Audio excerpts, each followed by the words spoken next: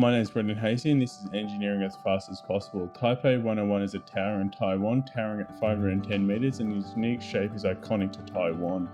One of its arguably unique features is its tune mass dampener, weighing at 660 tonnes, 5.5 metres in diameter.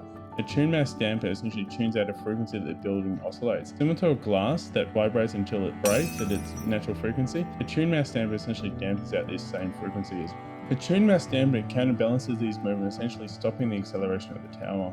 In addition to the tune mass dampener, they found the tower was subject to vortex shedding during early wind tunnel testing. Essentially, vortexes would form in behind the structure, causing damaging effects on the building. Counterbalance is that they shaped the tower. They essentially shaved off the corners and sawtoothed the corners as well to essentially eliminate these vortexes. This is Engineering as Fast as Possible, and if you want more content like this, don't forget to subscribe. Forward to seeing you in the next episode.